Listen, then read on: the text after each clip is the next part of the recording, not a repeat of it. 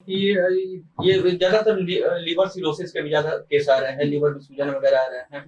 बहुत सारी चीज देखते हैं सर, अमूमन अस्पतालों में भी, प्राइवेट ये हो सरकारी हॉस्पिटलों में देखते हैं कि लोग जैसे लीवर ट्रांसप्लांट, डॉक्टर बोले कि लीवर ट्रांसप्लांट कराने की जरूरत है आपको, तो बहुत सारे ऐसे लोग हैं जिसमें कि जागरूकता भी नहीं है, लीवर ट्रांसप्लांट सक्सेस होगा कि नहीं होगा। तो क्या है, लीवर ट्रांसप्लांट सक्सेसफुल है, करानी चाहिए कि नहीं करानी चाहिए, और कहाँ तक संभव है? बिल्कुल, जो लीवर ट्रांसप्लांट का इंडिकेशन है क्यों कराना है, तो एक तो सिरोसिस है। सिरोसिस में भी जो अर्ली स्टेज सिरोसिस होता है वो तो दवा से ट्रीटमेंट हो जाता है, मगर एक बार जब एंड स्टेज लिवर सिरोसिस हो गया, जब बिल्कुल ही लिवर काम करना बंद कर दिया, पेट में पानी होना शुरू हो गया, खून की उल्टियां होनी शुरू हो गई, मरीज को बिल्कुल ताकत नहीं है शरीर में, बार बार बैंडिंग कराना पड़ रहा है, जब ये सब टाइप का कंडीशन हो गया तो फिर उसमें लिवर ट्रांसप्लांट कराना ही एक उपाय है।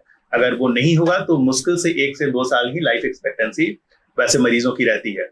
तो एक तो ये है, दूसरा कि लिवर का कैंसर, अगर लिवर का कैंसर है तो उसमें भी कुछ सर्टेन केसेस में लिवर ट्रांसप्लांटेशन का रोल है।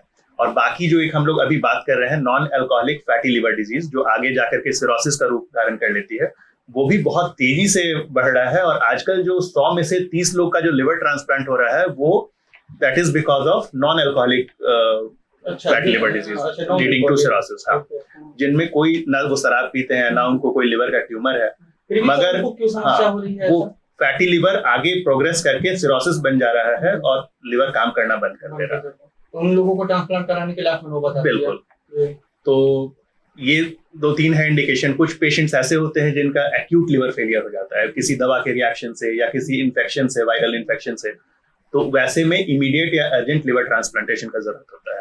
रही बात कि लिवर ट्रांसप्लांटेशन का क्या सक्सेस रेट है, तो अभी इंडिया में जिस सेंटर्स पे, जो हाई वॉल्यूम सेंटर्स हैं जहाँ पे हर दिन या हफ्ते में 4-5 ट्रांसप्लांट होते हैं, वहां पे ट्रांसप्लांट के बाद 5 साल तक जीवित रहने वाले लोगों की संख्या 80% है। आज अगर ट्रांसप्लांट हुआ तो 100 लोगों का, तो अगले 5 साल तक 80 लोग जीवित रहेंगे, जो कि बहुत अच्छा रेट है। और ऑपरेशन के तुरंत बाद जो मोर्टेलिटी होती है या फिर डेथ होने का चांसेस रहता है वो मुश्किल से 3 से 4% है। तो ये किसी भी नॉर्मल सर्जरी के जैसा है, अगर ढंग के सेंटर पे कराई जाए तो इसका सक्सेस रेट बहुत अच्छा है। और वैसे मरीज जो बिल्कुल डेथ बेड पे हैं, जिनमें अगर ये ट्रीटमेंट नहीं किया जाए तो उनका मृत्यु निश्चित है, वैसे लोगों के लिए तो एक नया जीवन ही है।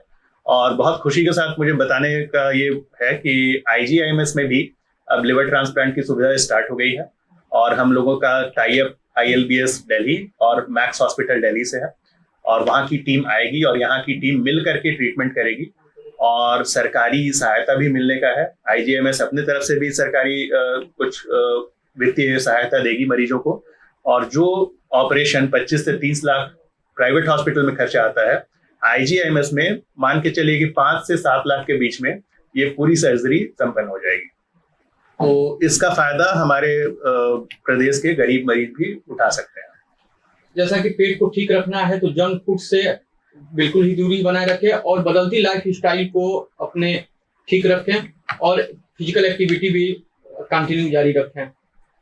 धन्यवाद। एक मोटापे की सर्जरी भी हाँ, इसको एक लास्ट